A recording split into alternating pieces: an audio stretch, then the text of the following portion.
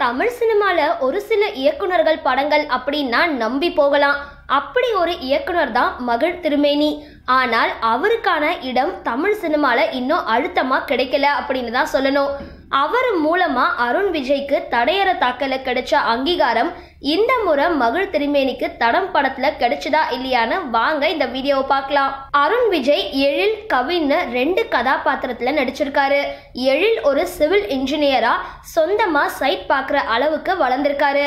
அதே நேரத்துல கவின் பல திருட்டு வேலைகளை செஞ்சு சம்பாதிக்கிறவரு. ஒரு நாள் எழில் ரொம்பவே மனவேதனையில இருக்காரு.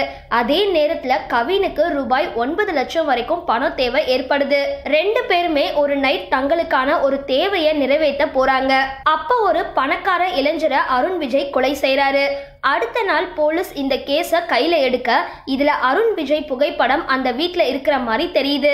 ஆனா 2 அருண் விஜய் இருக்கிறதுனால இவங்கள்ல யாரு, இவங்கள்ல அந்த கொலையை செஞ்சவங்க யாரு அப்படின்றத போலீஸ் துப்பறைய ஆரம்பிக்கிறாங்க. அதுக்கப்புறம் நடக்கிற விறுவிறுப்பான ட்விஸ்ட் தான் இந்த படத்தோட மீதி கதை. அருண் விஜய் 2 கதாபாத்திரத்துல நடிச்சிருக்காரு. தோற்றத்துக்காக பெருசா மெனக்கெடல. கொஞ்சம் வாய்ஸ் மெதுவா பேசினா எழில், வேக வேகமா பேசினா கவின், அவ்வளவுதான். அப்படின்னாலும் எந்த ஒரு இடத்துலயுமே குறை சொல்ல முடியல. அதுலயும் 2 பேரையும் விசாரிக்கும் பொழுது அவங்க மாறி மாறி தங்களோட கதையை சொல்ற இடம் ரொம்பவே ஈர்த்திருக்கு. படத்துல அருண் விஜயை தாண்டி நம்மள ரொம்பவே கவர்ந்தது இந்த கேஸ விசாரிக்கிற பெண் போலீஸா வர வித்யா பிரதீப் தான். இந்த கேஸ முடிச்சே ஆகணும் அப்படின்னு அவங்க அலையறத பார்த்தா நமக்கே அட இப்போ கண்டுபிடிச்சிட மாட்டாங்களா அப்படின்னு நினைக்க வச்சிருக்காங்க. இந்த புகழ் எல்லாமே மகிழ் திருமேனிக்கே சேரும் அப்படின்னே சொல்லலாம்.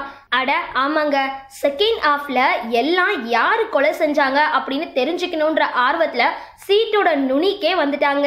படத்தோட முதல் பாதி கதைக்குள்ள போற வரைக்கும் கொஞ்சம் மெதுவா போனாலும் கதைக்குள்ள போன அப்புறம் நம்மளையும் திரைக்கதையோட அழைச்சிட்டு போயிருக்காங்க. அதே வேளையில செகண்ட் ஹாஃப்ல வர சோனியா அகர்வால் அம்மா கதாபாத்திரம் தான். ஆனா படத்துக்கு ஏதோ செட் ஆகாத மாதிரி ஃபீல். அதுலயும் அவங்க அலற காட்சி கொஞ்சமாவது டப்பிங்ல லிப்சிங் பார்த்திருக்கலாம். ரொம்பவே செயற்கைத்தனமா இருந்தது. யோகி பாபு கூட படத்துல இருக்காரு, அவ்வளவுதான் அப்படின்ற மாதிரி இருந்தது. படத்தோட இசை அண்ட் ஒளிப்பதிவு ஒரு கிரைம் படத்திற்கான வேலையை சரியா கொடுத்திருக்காங்க. படத்தோட மிகப்பெரிய பலம் எடிட்டிங் தாங்க.